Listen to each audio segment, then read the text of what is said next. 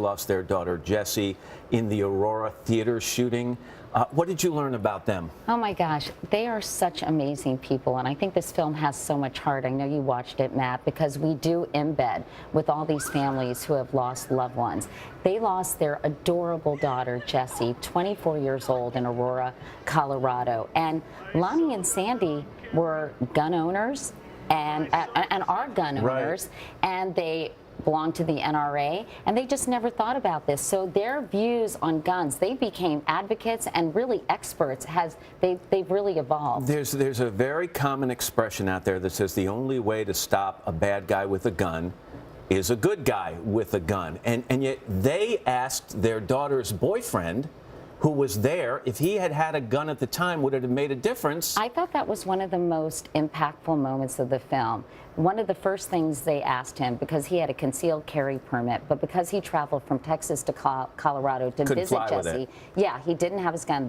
One of the first things they asked is, would it have made a difference if you had had your gun? And he said, absolutely not. There was so much chaos. They were trapped. More innocent people would have died. And so, you know, this is the argument that's perpetrated by the gun lobby, but most public health experts and gun safety experts say it's just a specious argument. We worked together here for 10 years. We've covered so many of these stories. I mean, I remember your coverage of Columbine so many years ago. Was it difficult in setting out to do this project to separate what was deeply personal to you from the professional? No, not really, you know, because, Matt, I went in with an open mind. Yes, Columbine was just devastating. And of course, that interview with Matthew Scholes and Craig Scott, I'll never forget it. It was one of the most meaningful conversations I've had in my career because it was so raw. It was the morning after. And I've actually kept up with Craig Scott. I saw him the other day for a glass of wine because he was here in New York. But, you know, I wanted to have an open mind. I wanted to understand the psyche of gun owners in this country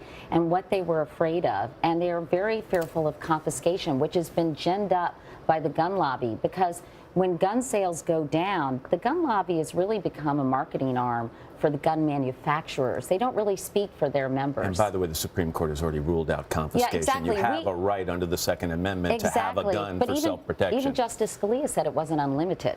Katie, it's very powerful. I watched it yesterday. And congratulations. Thanks so work. much for bringing attention to this and having me on the show, Matt. Absolutely. Under the Gun airs May 15th on Epix. Just ahead, The Biggest Losers, Bob Harper, on why keeping weight off is so difficult. But first, on a Friday morning, this is Today on NBC.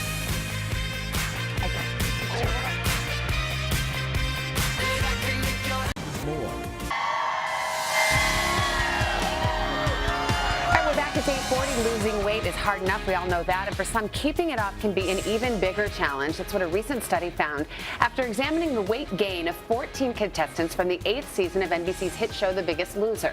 Bob Harper was a trainer during that season. He's now the show's host. Bob, good morning. Good morning. I read this article with interest. I can't imagine that you read it with a lot of interest as well. I thought it was super interesting because I think that losing weight is the easiest part. It's keeping it off, and I think that's what the whole study was and the whole report was. When we know that the keeping weight off is hard to do, yes. But I thought what was disturbing and upsetting about it was this notion that after having gone through the process of losing all this weight, that their metabolisms were actually slower, that they were in some way, their bodies were more conditioned to put that weight back on had they never dieted at all. I think that you make up a really good point.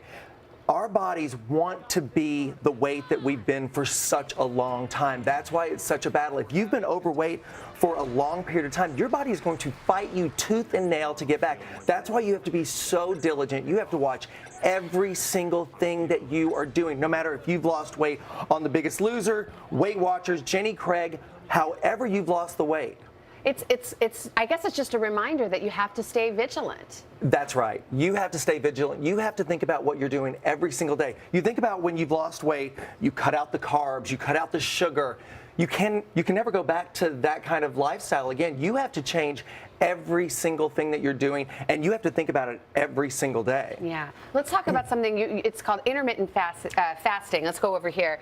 And this is something that you've personally been trying. How does it work? I actually love it. I mean, I've been doing it for a while now, and you think about people that say their metabolism is slowed down. So if it's slowed down 400 calories, if you skip one meal, you could be offsetting that immediately. Now, I thought you had to eat to keep the metabolism going. Right. I mean, there are studies out there. I mean, studies are always changing, right? But like studies now are saying that like your body will start to have to work on its own fat, rely on its own fat that's existing on the body to start burning. Okay, so how does it says skip one meal per day, Yeah. and then fast for a certain period. Right. So think about when you go to bed at night. Hopefully you're getting 8 hours of sleep, right? So it's like count that as part of your fasting. Okay.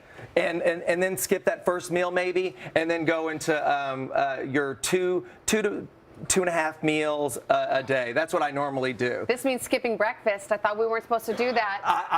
I'm not a breakfast eater anymore. It's like I haven't been doing it.